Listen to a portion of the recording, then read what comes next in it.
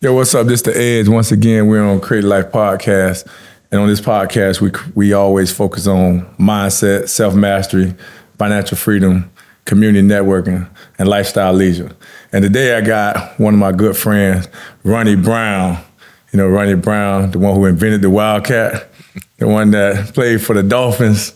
You know that Ronnie Brown. Ronnie Brown, man, appreciate you taking out the time to come on Create Life Podcast. Nah, bro, I appreciate it. It's an honor. You know, I think back, the first time I met you was in the basement at Wood Crib. You know what I'm saying? And, you know, just watching you too, like being a fan of a running back, but then just how you move, like how you broke everything down, you know, and then you pulled me and Lack to the side and was spitting game to us, how you break the game down, the 15 yards a quarter, like different thing. I'm like, dang, bro, this what's up. So nah, bro, it's an honor, bro, and I appreciate it. You know, I appreciate the chance to come chop it up with you. Nah, that's what's up, man. You know, and that's one thing that we try to focus on, is always giving back. You know, it was natural for me, but I just feel like it's an obligation, especially when you're a person that's coming from these situations that run parallel and you see somebody that got that it factor or that's actually listening. Because a lot of times, you know, a lot of people don't listen. Yeah, boy. And that's usually the hardest part, getting somebody who's going to listen. Then throughout the years, you know, we both got the same friends. We both run the same circle. And you know, my name and your name always came up far as doing right by themselves. Yeah. And for you, now when you talk about doing right, now you took that thing to another level to where you actually ventured into the financial world. Yeah. So what's some advice you can give to a younger you and then a younger somebody else that probably didn't have that discipline that you had, but still need it?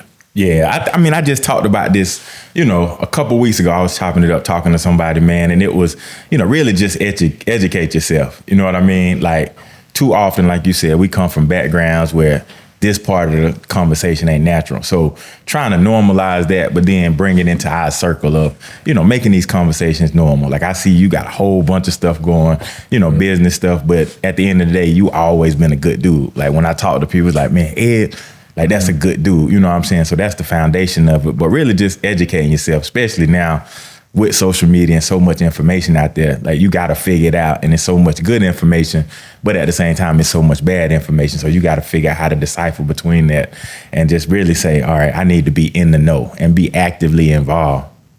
Okay, yeah, but it's when you play football, you know, it was when we play football, we locked into football. Yeah. You know, we just really locked in, and that's all we want to do.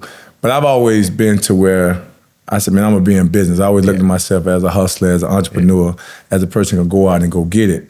And then I see you go into the financial world. Like, what made you say, hey, this is where I'm going? Did you just happen to go there? You already knew that you was going right there? Man, it just happened. You know, playing ball, like, I ain't really think about that. I had one goal, was to get to the league, right? And then, so when you get there, it's really not a plan. Nobody tell you about how to do it, what to do, how to navigate it. I never been around nobody with money. So, you know, you have a plan to get to the league, but then the question is what you do when you get there. Nobody ever taught us finances. Nobody ever taught us, you know, how to navigate this space. You know better than anybody. Miami, you know, I'm a small town, you know, country kid from Georgia. So getting to Miami, it was a total different world for me. So now trying to figure out how to navigate that, being a draft pick, playing in the league, all those things, dealing with family and everybody. So with the financial part of it, I just don't like not knowing, right? And so my third year, that's when I kind of got into doing some stuff, got with a group of guys, and we started a community bank in Fort Lauderdale. And that was really the catalyst for me. Nah, that's pretty dope. When you talk about going from football to that, you know, a lot of times, you know, you take, like, I take a lot of things from football that takes me into different business ventures, even just in life. It's like what was your mindset like as a NFL player going into that? Like, what did you utilize from football going into that space? As an athlete, now you're going into a totally different world, but there's so many parallels that we probably overlook. So for yourself, what were some of the things that you used from football that you took to that business side? Yeah, I mean, like you said, man, there's so many parallels between, you know, just life and football, right? Like, the game of life is a team sport. So, you know, figuring that out. So everything I am is an athlete, right? Like, as a football player. And so even when I teach younger guys the financial part of it, I use the X's and O's of football, you know, to teach stock market stuff. And so just being able to do that and kind of Give me an example from for stock market? Like you said, stock market analogy with football.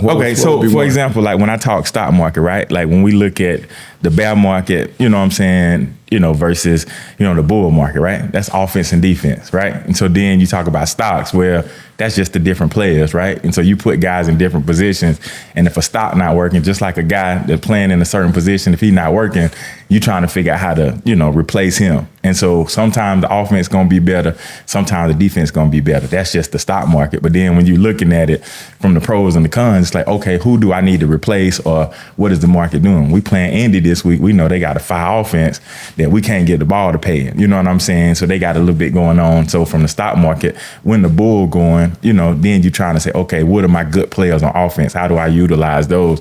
And these are my solidified pieces in it, right? Like, we had Edge, we had EJ, we had Marvin Harrison, we had the guys. So them the pieces in the stock. We're going to keep them more times than not through any situation. But the guys around them, we want them to complement them really well on both sides. So same thing with the stock market. I like that. That's a good way to break it down. And I think that's one thing that intimidates a lot of athletes or even entertainers, because you're speaking a different language. Yeah. But once you bring it into terms, like you just simplified it right then and there. Like, I'm gonna take that and use that now. I'm gonna start using that. And that's and that's really all it is. But it's too, like, because we don't know it, we hear so many bad stories of guys getting got, and it's not normal. Like, from our backgrounds, like, we don't talk stock market, right? Like, we're trying to figure out how to survive, not really how to thrive. So when we get in this space, we don't really trust nobody, and then we see the stories of the guys that come before us. And so it make it a little bit harder. So I understand that part too. So I try to take it slow with the guys and make sure that I educate them along the way so that they know what's going on, and try to pull them in and say, hey man, like, don't just trust me, even though I feel, like I'm trustworthy. Like, still check in and make sure that, I'm telling you is accurate. All right. So what, like, when you get somebody, if I'm starting from scratch, what would be like the first thing you tell someone when it comes to finances? Yeah. So it's just building the foundation. Like, the most important part of any house or any building, right, is the part that you least see, right? That's the foundation. But it's the most important, because if you mess that up, whole thing gonna fall, no matter if it's a big house or a small house. And so same thing with finance. Like, for so many of us, when we get the money, now that you got it, it ain't even about the savings and the investing part. Like, we got to teach guys how to spend, right? So we start with the basic of it. And so for me, I'm like, man, I remember like going from having $187 in my Regions account when I left Auburn, and then 3 months later the draft happened. Now I'm in Miami. So I'm like, man, I know you're gonna spend money. I ain't telling you not to, but let's figure out how to do it on a better basis. You know what I mean? And so from the places that we used to go, you know what I'm saying? You got to have a plan. And so just looking at that, man, starting with the basics of that, teaching them how to save, teaching them how to invest, but it's just doing each bucket at a time. First is figuring out who important to you.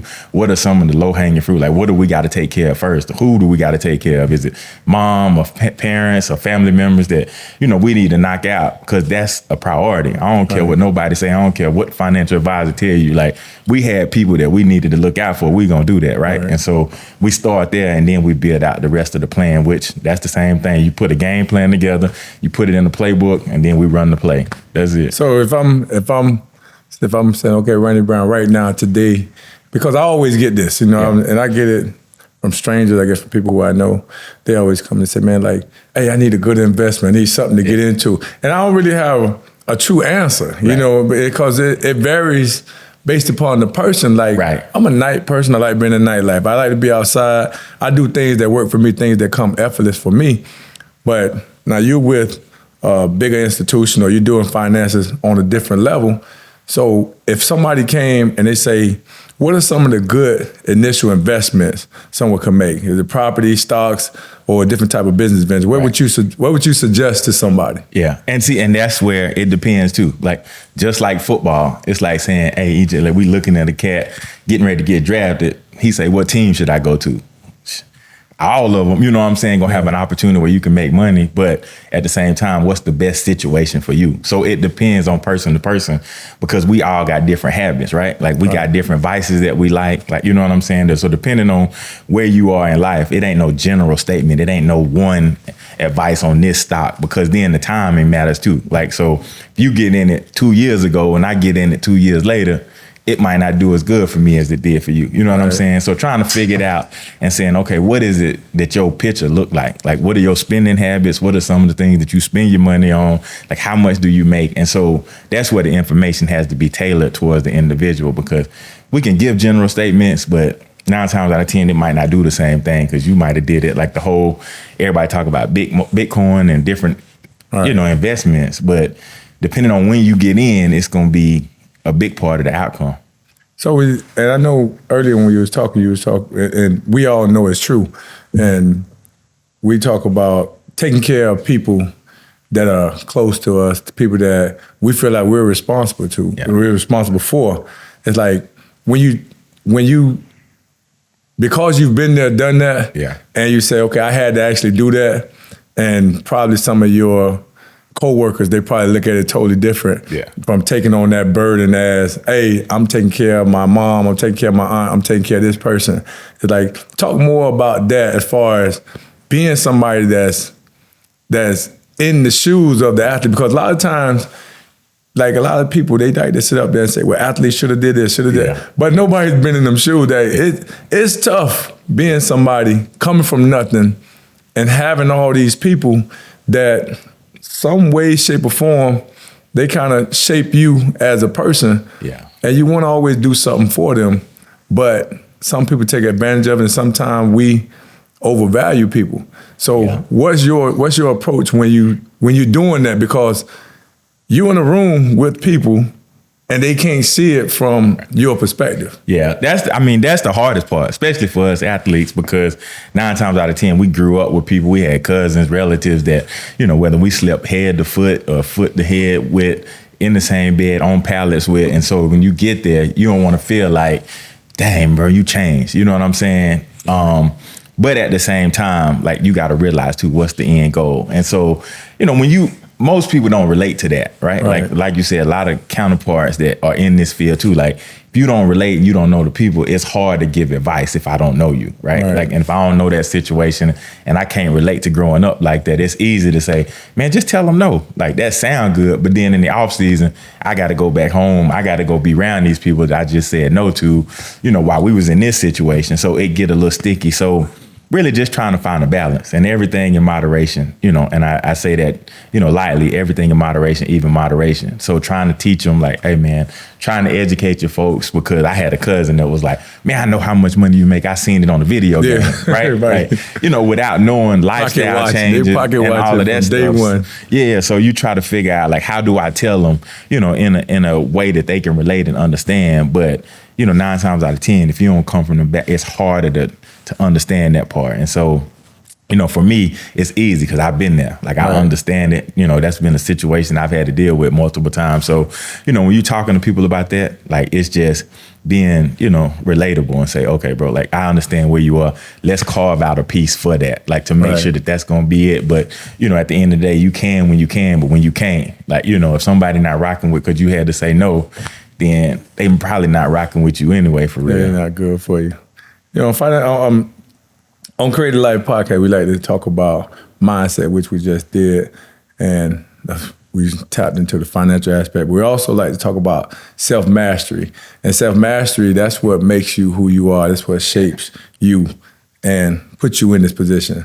So what habits or routines that you had from a personal standpoint that says, this right here was part of my growth, and this right here will help me excel in these arenas, especially when it's uncommon? Yeah, I think the big thing that helped me, bro, is realizing when I didn't know. And I'm always trying to soak up game. Like, from the football aspect, like, I was always watching guys like you and Marshall Falk and trying to pick up little tidbits that I could take from the game and be like, okay, like, not just because we on here, but Edge, he got a full game. Like, he got a whole, he can block, he run, he patient. Like, so all of this, so I take a little bit of that from your game. Same thing in life. Like, I got a saying that I'm always trying to figure out how to educate, empower, and gain knowledge, wisdom, and understanding. So as I'm doing that, I believe, like, success leaves clues, right? Like, so I'm following people that I feel like are successful in certain areas, and I'm gonna try to emulate or imitate what they're doing. And so as I learn to educate myself, I try to follow those habits and try to create that. And like you say, from a mindset perspective, like just trying to get in the know, man. Like I always want to know. I'm always soaking up game, and watching guys and paying attention to what they're doing. Yeah, if it's one skill that you say that you worked hard to master since leaving the NFL, because you had to, you say, when we play sports, things come natural to us. We've repped them so much. But you say, man, to be good at this, I gotta do this. And so what's one thing that you say, man, this gotta take me out of my comfort zone to do this? The hardest part is dealing with people, man. Like understanding you can't expect you from other people. Right. Like that's been the hardest part, because I feel like I'm a loyal person, and I always want to do right by people. But understanding too that not everybody got that same mindset and mentality, which is cool. You respect it, but that's been hard for me to deal with, because that's what caused me to get in my emotions a little bit. Because if I know I'm rocking with you, I'm willing to go all the way out about it. You know what I'm saying? But then realizing you don't always get that back. And so in dealing in the business world, it's a lot different, because in sports, you talk to be a good teammate. You talk to, ride with your guys, play your role, do these things. It's a us game. Whereas in the business where it's a little bit more cutthroat, like people cut you out, in this, and so I had to get used to that and be like, okay, not, people say they rocking with you, but they ain't really not like that. Yeah, I agree. For myself personally, man, everything you're saying, I agree with, because, you go into things thinking that it's going to be like this, but then you have to tweak it, and you have to tweak it on the fly. And that's one thing that I personally had to adjust to. You got people that you really gotta study the people you're dealing with. Yeah. You really gotta get to know the people, or give yourself a chance. Yeah. And then I try to keep everything straight for that situation. It ain't like, oh, we did this one thing, now you my dog forever. No, we just doing business. Right. And keep business, and then keep the personal and the house over here, and try to keep those separate. Those two things is what helps me, because you're gonna cross paths with so many people, and so many opportunities gonna come. And when those opportunities come, everything sounds good. Yep. But the reality of it is it's a reason why they're coming to you. It's a reason why they need you. Right. And it's like me, I was looking man, why me? It's a bunch of people out here that don't have, why you beating my door down? Right. So that right there always raised a red flag for me. We talked about the parallels. Is there pressure or high-stakes situations in your financial career that you had to deal with? Yeah. I mean, it's just changing too. For me, rebranding myself, because so many people knew me from the football aspect and being a running back. And so a lot of times too, when people know you for something, it's hard for them to let you go, right? So tell me this, not to cut you off on that, but I was just thinking about it, so the people look down on you as an athlete? Because a lot of times they look even when they say, okay, shut up and dribble, people look at you like you're just an athlete, you don't have no more to you, and they're up here, you're down there, when that's not the case for every person. Did you have to deal with that? Man, more than you know. So that's one of my pet peeves. I hate for people to insult my intelligence, right? The good thing is, being an athlete, I can go in the room because they're going to assume I don't know a lot of information. So I can just kind of sit back and peep game. But that's been the hardest part, because being an athlete, and then people say, oh man, y'all just athletes. Y'all don't know. You know what I'm saying? And so when I first got in this, for example, when I first, I'm getting ready to get into finance, and I'm retiring from the league, and I'm in the elevator with a guy, and he see my books that, to take the exams and stuff. And then he's like, oh man, and I had seen him for a couple of weeks. Yeah. He's like, man, you about to take the test? You taking the exam? And I'm like, yeah. Man, that's hard. Man, I don't know, coming from an athlete. And then same guy, after I took them tests, I ain't had the books with me. So then he getting in this small talk. He like, you took the exams? And I'm like, yeah. And then first thing he said was, and you passed? But he had it the way he did it. Yeah. So he's like, you passed? And so that's been the hardest part, even with people that are in our space as athletes, because they know us for being an athlete. But as you transition, now being a financial advisor, they kind of I don't really know. Even though we got the same background, I done what you did. Now I done took the exams, and I'm a financial advisor with a big institution. It's still that trust, right? And a lot of times it's just because we don't see each other in that light. And so we allow other people to kind of tell you, about us, like, right? Like, and so I'm like, man, don't feed into that. Like with most athletes, man, don't get caught in that you just an athlete, or like we said, just shut up and dribble. Like, because the way that we can decipher so many things on the fly, the parallels, like I realize people in the business world, they don't deal with adversity well. Like it's a lot different. Like being in hostile situations, having to, think on the fly. It's not as easy for them. They get a little bit flustered in them situations where I'm like, man, this just business, right? Like it ain't like somebody trying to hit me. If I miss the blitz, I'm get somebody hit. Like it's a lot different. And so the parallels there, like we don't take things, as tough as some people that deal with adversity in business world. So that's one of the advantages I see in being able to think on the fly and, conflict resolution and resolve things, and then, be a quick thinker. So as an athlete and as a brother that's been in the space and saying that people don't really, or a lot of times athletes don't see you, like even our own people don't see you.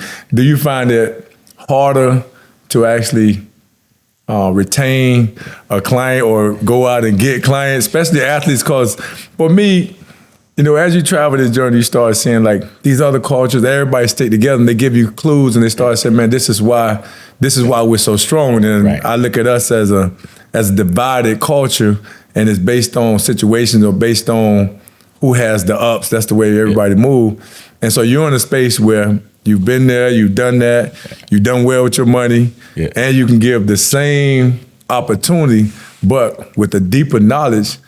And maybe sometimes we don't recruit as well, or we're not gonna sit up there and do the little stuff that really don't matter.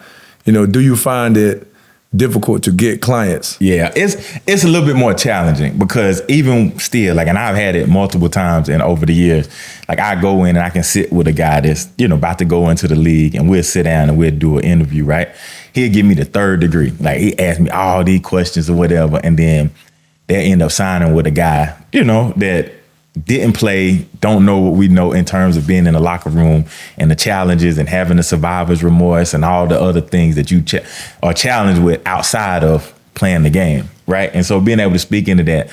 But it's just funny, I get a lot of questions like, somebody asked me, for instance, well, what kind of car you drive? I'm like, bro, you don't ask these questions to, the other people coming in. But that's the reality of, some of the stuff I have to deal with in terms of giving them my credentials and, giving them background and have to prove myself. And so it get a little challenging, but I know being in it for the right reason, it make it a lot easier, but it's still a challenge. Like they ask me a whole bunch of stuff where this guy, and they allow guys to tell them about us. Like, you know what I'm saying? Like they allow a different guy to come in and say, Ronnie can't do this. He don't know this. He don't do this. And I'm like, bro, like I ain't never gonna say nothing about nobody else. I'm gonna tell you what I can do. I'm gonna tell you about the experience you about to have. You regulate it, so you gotta do everything the right way. Yeah, so it get tricky, but we just a lot of times, we just don't trust the fact that you look like me. You about to tell me some information that I know that you can relate to, but it's like, but I don't know, bro. I'm gonna go this way. So flipping on the other side, what can we do? Or what could, not only you, but anybody that's facing that situation, what could you do as a person that's qualified, but because culturally we're disconnected, what are some of the solutions to help bridge that gap? Because we always want to try to find solutions, especially on Creative Life. We try to make it to where it makes things better, because it's a no-brainer to go with somebody that knows so much more, because you can actually, especially if you're an athlete, you got somebody who played the game and can, beyond the financial part, can help you as a person. Yeah, I think that's where like guys like you and having podcasts, because the education piece, right? Like you can kind of speak into what these guys about the experience. But even with us just getting better, it's just making these conversations normal, but then taking the pride out. Because we know, sitting here, we probably can name 10 to 15 guys that's done got, right? By guys. And so, taking the pride out and letting people know, man, like, this situation ain't right. But a lot of times we want to hold on to it. We don't want to let the younger guy know that somebody got over on us. Because a lot of times, like you said, they don't really want to listen, right? And so sometimes you got to just tell them, like, man, listen, like, you need to listen right here. Because with that lack of education, it's getting worse too. Like with NIL, I was just reading something earlier where a guy, was admitting that he had kind of been lying to young guys and families about, you know, the rate that he was going to charge, because he was presenting it as like a marketing deal, but it's really him being an agent, and that's the way for him to get a higher percentage. But the pool of athletes in college is so much bigger. Right. And so just really the education piece and being able to get out there and, you know, share that and have these conversations with the guys and keeping it real with them. Like, man, we always, you know, kind of fall for it a little bit and go for, you know, a lot of the information that's really not true, or we just not checking it out. Like, we'll just believe it. And so I'm like, man, listen to me. Like, you can always listen to me, because the one thing I refuse to do, I ain't gonna lie to you, I ain't gonna steal, I ain't gonna cheat you. But at the end of the day, like, even when I tell you something, go verify it. You know what I'm saying? Listen, but verify. And that's in all situations, myself and anybody else. Yeah, so, you know, all us, we played the game, and a lot of people, they don't like to admit their mistakes. And of course, everybody made mistakes. Because I can say, oh, yeah, I made some mistakes too, but you're not going to really see my mistakes, because, you know, it's going to be calculated risk, you know, for yourself personally. Or do you have some financial mistakes that you made in your early years that helped shape you? Yeah, I mean, just even not knowing, right? Like, when I first got to Miami, being drafted, you know, in the first round that year, like, I jumped out the window, got a house up in Davie, you know, Plantation, not knowing what came with it, right? Like, not really focused on the football. I'm like, I can buy a house, I'm gonna get a house. Not thinking about all the other things that come with it, like, you know, landscaping, anything that happened in the house. Like, and it kind of opened the window for family members too. Like, they can come down, hang out whenever they wanted to. So, you know, just not thinking about that. So financially, you know, did it hurt me? Not really. But was it a smart decision? Probably not. Like, because I probably should have been a little bit more focused on, you know, making sure that everything between the lines was going as smooth as they could. You know, and then other stuff, just like, you know, just wasting money. Like, it was good experiences, what you say. Like, a lot of times we not going to see it as a mistake, because, you know, it's a recovery thing and it's calculated risk. But I look back now and I'm like, boy, that was dumb. Like, some of the stuff. A lot of money on this. Yeah, and so just knowing what I know now. And so my number one goal is to try to help them young guys. I'm like, man, listen, I ain't gonna tell you what to do, but I want to teach you how to do it better, right? Like, and just understanding, if you're gonna do it, let's figure out a solution, like you say, to do this better. Like, if this is gonna be your thing, like, let's figure out how we can do it, if I can give you some game on that. All right, yeah, and I think we all been through that thing. And a lot of time when you take even the people like myself, yourself, people that deem as did everything right when everything wasn't done right, because you always can find things that you can do better. Because myself personally, you know, there's a lot of things I look back and say, man, I wish I would have done this different, or I wish I would have done that different. But you made so much money that it kind of gets swept up under the rug, so to speak. Because I remember when I went to the Super Bowl, I bought a Lamborghini. It was like 300 something. I don't even drive them cars, right? But bro, I don't think I ever seen you drive, period. I promise you. Man, but and that was the thing. I was like, man, if I ever make it to the Super Bowl, I'm just gonna do something, you know, something unusual. But it was calculated, because I used the money that I made from the, you know, the games that you playing these extra games, so you get extra money. Yeah, I would say but I ain't never get that close, so not really. But it was, and then that was that. But when you look back on it, it was stupid, you know, because I think I paid $360-something thousand cash, but I ended up selling it for $100 and something thousand, and I barely drove it because you know I barely like to drive. But in South Florida, you know, it's always rain, it's always them potholes, and always problems. But when you look back on it, like, man, I could have saved that money. But I also tell the younger guys to where, man, get certain things out your system, but put it in the budget. You know, just go ahead, man. If you want to do something stupid, man, just identify and say, I'm about to do something stupid. Because that's what I did. I say, I know this is not the smartest decision, but I'm just doing it because I want to. And you got to have, that's one of the luxuries of, man, I made it. You know, you got to reward yourself, and you deserve to go out and do something silly every now and then, as long as it doesn't affect the whole. You know, without saying any name, any good client stories of crazy purchases? Yeah. I mean, just even, you know, just kind of knowing, like, for me, like, for instance, like being drafted where I was, like, you know, you assume that you're going to get to that next deal. And I see guys do it all the time. Like, unfortunately, they be like, I'm about to bust through this first check. And I'm like, bro, like, let me tell you, even, you know, being the number 2 pick, I'm like, bro, I ain't never get a second deal for real. Like, I had to play an extra year when I played in Miami, right? Like, one, that situation was crazy. But then being there for 6 years on a 5-year deal, but then we had the lockout that year, so I had to play an extra year under that. But then coming out of that, then we started switching, coaches getting fired, all of that stuff. So after that, I really did 6 years in Miami and a bunch of 1-year deals after that. So I never really got another big deal. I just was fortunate enough that first one was a big one. But, I see guys now, it's just, they jump out the window, they go buy all this stuff, thinking that they gonna make it to that second deal. And I'm like, bro, that ain't guaranteed, because you look at it and it's against the odds. Like, you looking at the turnover, especially now, like when they was trying to do with us, I was still lucky enough to go in under the old rules where high draft picks, you got, big signing bonus, whereas now they changed it, but they like, we're gonna reallocate that money to the veteran guys. Well, they don't let you really be a veteran no more, because they cut guys before, because they cap casualty and all of this stuff. And so where that money going? Right. And so, because guys are getting paid so much now, like you look at the quarterback position, that the guys are making so much money that it got to be a lot of turnover at the bottom. So it's going to be guys going to get 2-3 year deals. You might get 2 or 3 years out of it, but they trying to keep that going so they can keep the league minimum, low, because that number keep going up. So really just trying to say, okay, man, you got to treat this until you get that extra money. Like, when you went to the Super Bowl, it was a calculated risk. I'm like, bro, until you get to a point where you can take those calculated risks, like, you might want to be, safe. You need to enjoy it and have fun, but it has to be calculated. Yeah, no, I agree. Switching gears, I'd like to talk about community networking, and to go into the field that you went into, obviously you had to know somebody. How important was your network during your transition from football to the financial world? Yeah, that's why I missed that. I missed out on that part of it.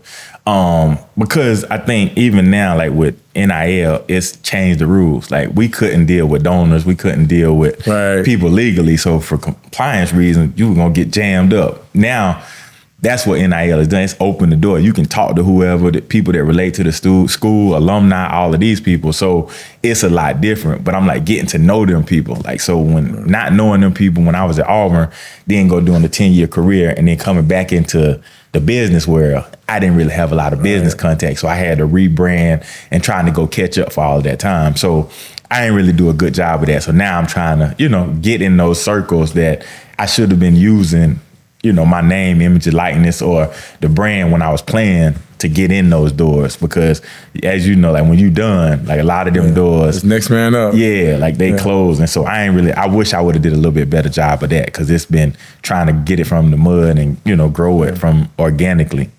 So the younger players, anybody that's young watching this, man, build those relationships, make sure you shake hands, get to know those people, especially if you have some type of connection. You gotta understand that as you get older, you're gonna sit back and see, like, these are the people that I actually need to be connected with. Right. Because those are the people that's actually doing things. You play football, it's short-lived, it's gonna be a fun time, a good game, but it always ends, but business never ends. So I suggest anybody that's younger to make sure that they build those relationships, keep those contacts, and kind of start thinking about what you wanna do going forward. And so for yourself, it's easy to say that because I look back at a younger Edge. Younger Edge ain't really talking to nobody. It's like, I'm over here in my pocket, my comfort zone. So how do I tell my younger self to actually go do those things that I'm telling these kids right now to do? That's one thing that I go back and forth with, because I was in my bucket. I'm like, man, I'm from over here. This is where I'm at. We stay in the cut. We don't know them people. We don't bother those people. But then you look back and say, man, dang, I wish I would have connected with some of these. So what advice would you give somebody that's young? What advice would you give me? Say, if you're talking to me and I'm coming from this place and this is the way we do things, like, how do you give me some advice to step outside of who I am to actually make that connection? Yeah, that's what, you got to go, outside of the norm, really, at the end of the day. And, like you said, go outside of your comfort zone. Like, when you out, man, meeting people, like exchanging phone numbers, getting business cards, and following up with those people. Because they really want to talk to you. But I'm already uncomfortable. Yeah, you got to, though, because they want to talk to you more than you want to talk to them, right? And if you don't say nothing, you know what I'm saying? They know, oh man, Ed's a good dude, but he quiet, he laid back, he gonna be in the cut. But then you don't force that relationship, or you don't, take advantage of that opportunity. 5 years down the road, you never know. Like, they probably was looking to do something. And that's why when I think back to, if I would have had this conversation when I was 18, 19, 20, it would probably went in one end. So I'm saying, how do you make that stick? You just got to make yourself do it. Like, it's hard. Like, even for me now, like, because I'm same type of guy. Like, I don't really, even now with the guys, right? Like, I would prefer not to be going to games, and you know what I'm saying? Because I'm like, I already know, like, from the perspective of, you got a lot going on. You got family members want to come to the game. So I'm like, I don't want to be another person that asking for tickets, or, you know what I'm saying? You got to worry about trying to see me and connect after the game. But it's just, being on the scene, being around guys, being able to educate them. And so the same thing with us, like, creating that network. Like we always say, people say it all the time, man, your network is your net worth, right? Like, and so depending on who you around, mentorship, getting people that's in positions where you want to be, like, that's the hardest part, because we comfortable, and a lot of times you're going to be in circles, but trying to get comfortable being in circles where the people are where you want to be, like, because that forces you to grow and keep developing. You spoke on mentorship. So that's where it gets a little bit, it's like a little gray area for you, because like for myself, okay, you in business, you got guys coming to you, want to be in business, want to be doing stuff. And like, you have your business that says, hey, come sign up with me. Right. And then you have mentorship. How do you separate the two? Because naturally, I don't even have to know you. Yeah. And if I say you're a good person, or I say, man, he got potential, I'm gonna give you some game. Yeah. So how do you do that from a financial aspect, or knowing that they have other people that are actually making money off them, and then they coming over here and they, hey, Ronnie, what's up with this and that? So how do you deal with that how do you separate the mentorship from, hey, why don't you become a client? Yeah, that's been the hardest part for me, is because I'm a giving person, right? Like, and I want to give all the young guys the game, but also there's a business aspect too. Like, I want the young guy, I want them to do well. I want everybody to take advantage of this opportunity. But when a guy don't go, right, and he go a different route, but then he's like, hey, Ronnie, like, what you think about this? I'm like, dang, like, how do I cut that off? So it's been hard. I'm getting a lot better at it, because I'm like, man, I'm just going to keep giving you the game, whether you go with me or not. But at the end of the day, too, I'm like, I'm doing myself a disservice, like, because I want to help them so bad, but they come get the game, but then they go to somebody else who can't give them the game, but they ask the questions. And so trying to separate the two a lot more. I'm giving the game, but it's more so now, like, we got a relationship. There's a value to the relationship, but if you don't really want the relationship, then I can't give you the game. Like, now you kind of got to get it from this guy over here. You know what I'm saying? And so that's been the other part of the challenge, like, because a lot of people talk to me, you know what I'm saying, and we can talk ball, we can talk life outside of that, but then for the business part, you go over here. So I'm like, man, it's a package deal for real, like, you know what I'm saying, and it ain't I ain't knocking you, but it is what it is. Like, you made a choice to go deal with somebody else. I want to give you the game, but it's tough. Yeah, I'm 100% with you on that, because I've seen, people that you give the best information, even better information, go somewhere else, and after they get screwed, they want to come back and they don't have nothing to offer you. And so you have to, that's one of the things that's been harder for me too. You have to turn a little cold in this thing, because it's like, listen, dog, you want to play them games, go over there. Go over there and stay over there. And when you're ready, come over here. And like, I had a friend that always told me, like, people don't think things are worth things until you put a dollar amount on it. Right. And when you're giving out all that free game, you're giving out all the information, it gets watered down, because people just take it as, it don't mean that much. But when you sit up there and say, look, hey, if you want to meet up with me, hey, look, this is what it's going to take. This how much it's going to take it or leave. Those people right there are going to value you more, because they put their money out there. And so I stick to that principle right there. If we rocking out, I'm going to make sure I ain't wasting my time. My time has become more and more valuable as I've gotten older. So all those quick meetings or these set up meetings and this, I don't do those no more. And that's been the hardest part. Like, because it's the same culturally, man. Like, we get taught so many flawed things, like, right? Like, man, be loyal. Like, you know what I'm saying? Like, do this, but it's loyalty to a fault, like, right? It can't be one-sided in these relationships. All and right. a lot of times that's how it is, right? Like, it's like, oh man, you changed. Like, bro, you ain't real now. You know what I'm saying? So I don't take that. I don't even, when I hear somebody say, you're not real, you ain't doing your homework, man. This the realest it's gonna get, cause boy, you ain't gonna find no flaws in this. Now I ain't playing no games. Yeah. You know, that's how real I am. I ain't playing no games, which is like, look, are we trying to get some money or what, man? Right. What you trying to do? You trying to waste my time, or we trying to get to the bag? Right. And then that's the other thing. It's the team, like the sports aspect, being a team player, but you got to realize too, I ain't no sucker, like, right? Like, I can't just give you the game and you go over here and somebody else, doing business with you. So in business, that's why it's a cold world. Like, and people be stepping on people to try to get there, and we don't, because you a solid dude, it's hard. Be like, man, I just rather not deal with you than to play the little funny game. Walk away from anything that shows signs of potential conflict. Yeah. One of my favorite pillars of the Create lifestyle is lifestyle leisure. Yeah. It's like that's like the ultimate goal. Yeah. And for myself, I've always wanted to get to a space where I can just be a tourist and just live freely.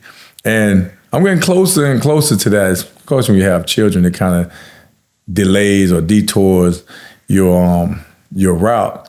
But that's one of the things, that was one of the goals that I've always had. And for me, I was the fourth pick. Yeah. You was the second pick. And you came into a lot of money at an early age. When you look back at it, you start saying, before you got the money, your mindset was like, I'm gonna do this, I'm gonna do this, I'm gonna do this. But then when you get the money, it kind of settle in, and it's like a totally different animal, because it's like, I used to be like little Edgerrin, little this, and now you got grown people got a problem with you. Yeah. It's like, did you deal with that stuff right there? Where it's like, I'm like, dang, we was just cool yesterday. Now it becomes about, dang, you got all this money, but I still the same little kid. And that was the one thing that kind of, it was like made it kind of bittersweet. But you have all these thoughts of like, man, when I get money, I'm gonna do this, I'm gonna do that.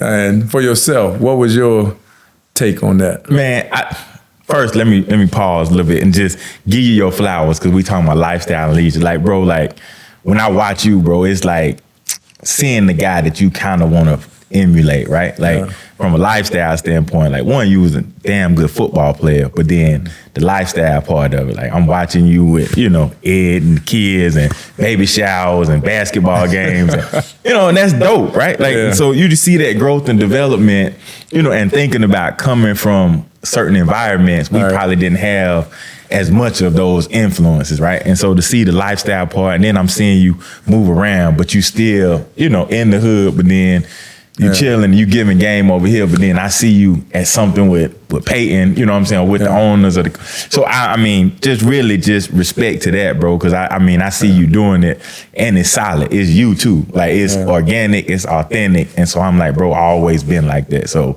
I want to say respect to that. But then I appreciate that. For me, bro, it's just the same thing. Like I still got people to this day mad at me because they didn't come to my wedding in my hometown, like.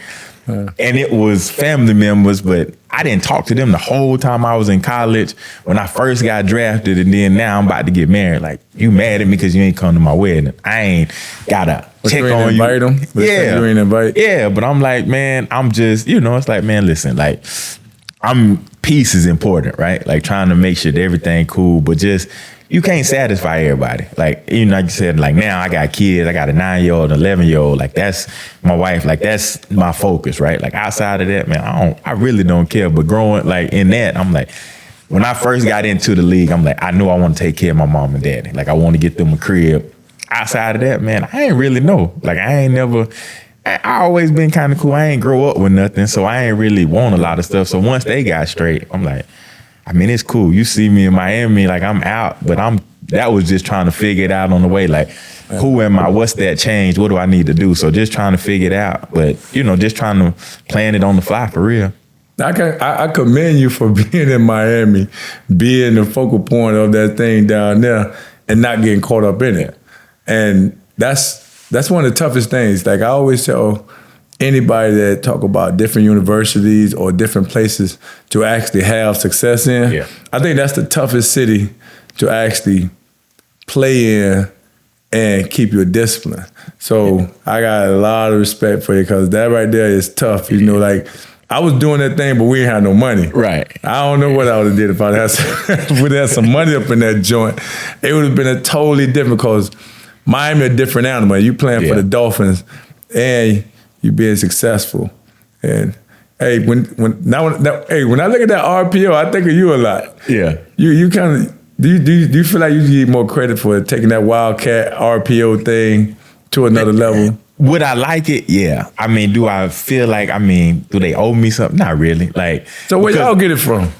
We was just the product of, our quarterback coach came from Arkansas. So with Felix Jones, Darren McFadden, Peyton Hillis, like they ran like the wild hog or something. So we ended up getting their dude. But it just stems from, a long line of other guys. Like you talk about, the growth and the change of the game. Like you get the guys like, the Steve McNairs, and then, the game of transition, you get the Michael Vicks. And so for me in Miami, it was just a needs-based thing, like the first 6 years I played in Miami, I think 6 years, I think we had 10 quarterbacks doing that. Man, that's a lot of so we had 10 quarterbacks, 3 head coaches, you know what I'm saying? The ownership changed. So it was a lot of changes. And so that came out of need. I think that year we was starting off, we ain't won a game, we going into New England. And it was like, hey, man, we need to put out all the stops. And it just... The Wildcat. Yeah, like me and Ricky in there, and then you got, Lou Saka and Pat Cobbs. Like, hey, man, y'all want to do this thing? And I ain't never played quarterback, like, on any level. So, I was a baseball player growing up. But when they was like, man, who want to be the quarterback? I'm like, bro, put me in. I'm all in for that. Like, in the league, too. So... How many passes you threw in there? Man, just a couple. Not enough, because we run into them Ravens, boy, first round of the playoffs. Boy, them boys buzzsaw. They blitzed every play. Yeah, so they busted. Yeah, I was like, man, let me throw this thing. Yeah, the Wildcat. But no, that was pretty interesting. What it was like, like throughout my career, the name that always came up was Ricky Williams. And me and Ricky, we always had a mutual respect for each other, and I always liked Ricky game. What it was like playing with Ricky Williams? Man, it was cool. Rick, one of my guys, man, like he one of the coolest dudes I know, just because his mindset was so different. He kind of like you too. Like I think I can see why y'all, cool, because y'all got that same reserved, laid back mindset. But at the same time, when y'all get between the lines, it's all ball, it's serious, right? And so Rick, I got to know Ricky off the field, which was cool. And so knowing the intellect, the understanding the person behind the mask, understanding all of those things, Ricky and I got real close in that sense. He even ended up being in my wedding. So a lot of it was just, I was enamored a little bit by him not getting caught up in being in this space, right? Like him winning the Heisman. Bro really just didn't care. He was like, man, I just want to play football. I don't want to be famous. I don't want to. But then on the other side of it, he didn't get caught up in like the worldly stuff. Like he's like, man, I don't care what people think. Like he just chill. And so I think he was so far ahead of his time when it came to like mindset. Like I grew up as a big Outkast fan. So he put me in the mindset of like an Andre 3000. Like he just, I'm going to be me in any setting, and you going to respect it or you not. Like, but that was just kind of how he was. Yeah, Rick was always cool, and that was the thing. Is like with me, they always try to, when you got controversy, it's a good story, but neither one of us ever fed into it, and we only had our different careers. One thing I like right now, and when you was being drafted, we was always sitting around here making bets, who gonna go first, who gonna go second. I remember that, and you sitting in the backfield with Cadillac and yourself. It's like, I see a lot of guys, they run from competition. Right. But y'all like embrace that. And I think that's something that we need more of. And that was the thing that at the University of Miami, we took pride of it. We're like, hey, man, I don't care. I'm going to be right here, and we're going to keep making each other level up. And then y'all went and did it. Y'all did it probably the best because y'all were top picks. Yeah. Like that don't usually happen. You usually have it to where you have one top pick, but y'all were top picks. What was the mindset of a person, like, when you go in there, you got Cadillac there, he doing his thing.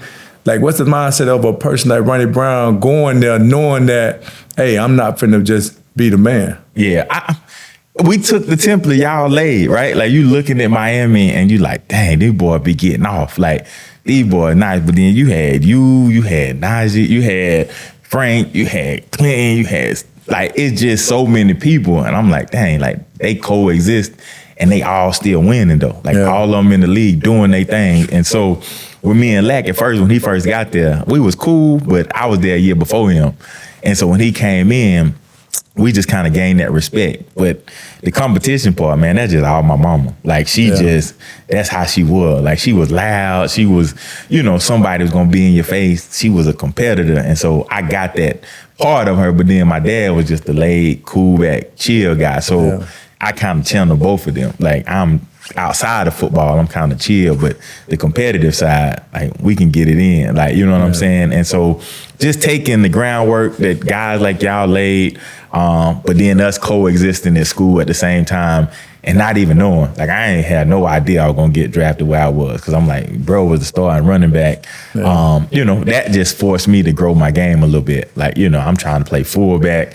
I'm trying to catch passes out the backfield. It made me develop a little bit more, so it forced that growth. But we just had a mutual respect for each other's game. I'm like, I got to do my thing, because I know when he get in, he going to make it hard on me. And so were you shocked that you was, what pick was Lack? 5. So he was number 5, you was number 2, and you was the backup. Yeah. So that shit, like that, like every time I think of that, I always like, when kids run from here, everybody want to be the man.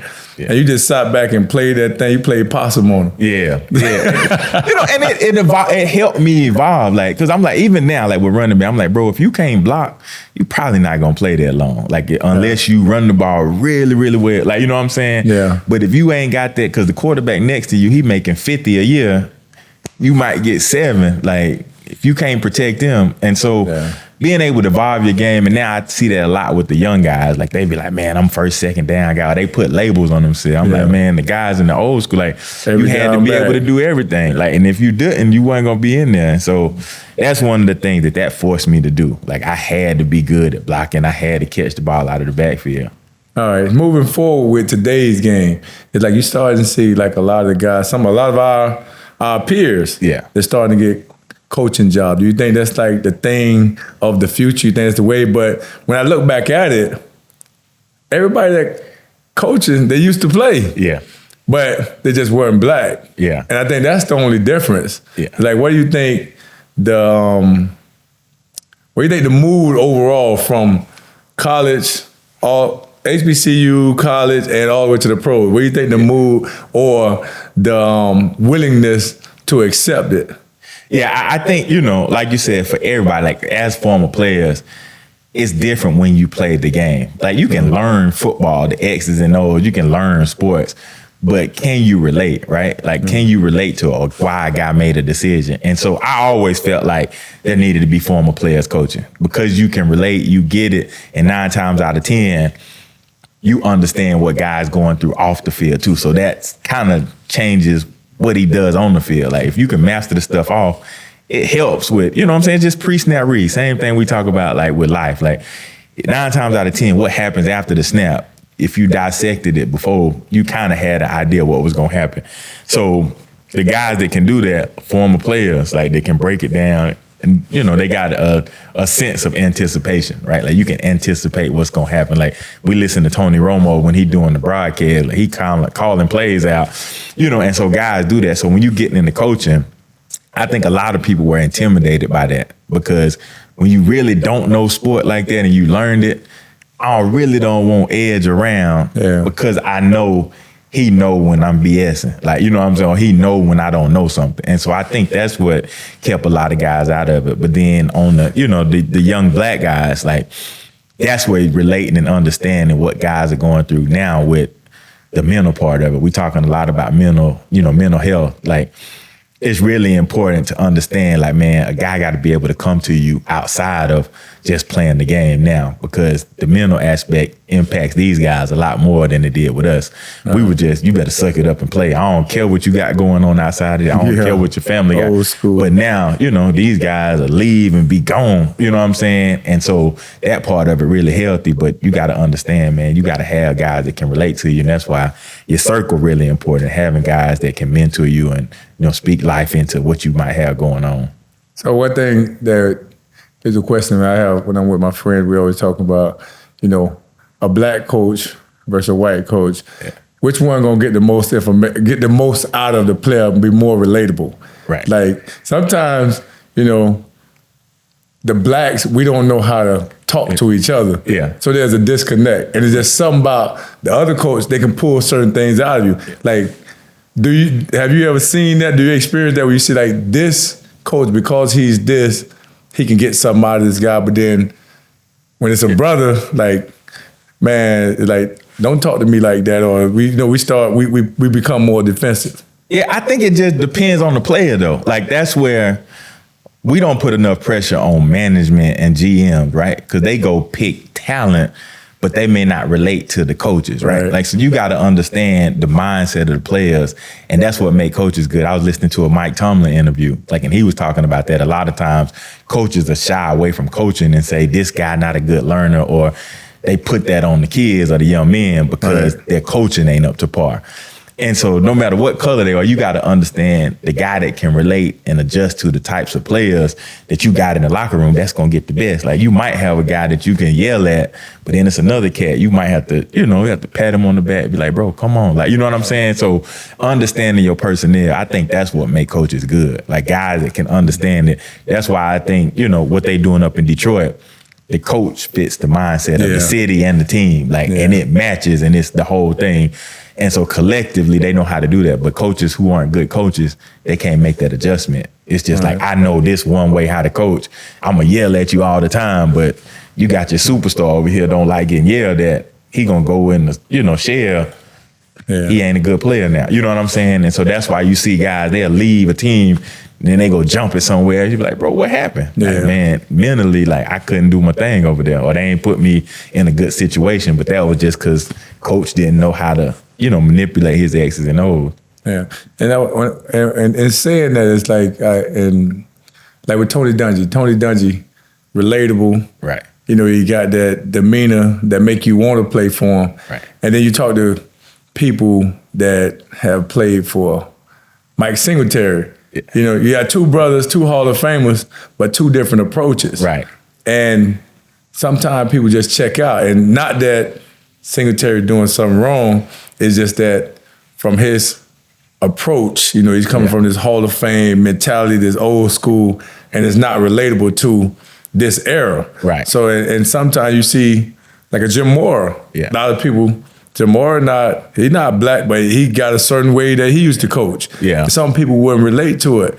And that's why I asked that question, because sometimes they say, man, brothers don't like to play for brothers because of, it's just something culturally, go back to what we were talking about overall. But we always want to try to shed light on those things. But we got my man, Ronnie B. I appreciate you coming on Creative Life Podcast. Man, this is our financial advisor, man. We got to get more people supporting not only our people, just people that people that come from where you come from. And until next time, my boy. Hey, bro, I appreciate it.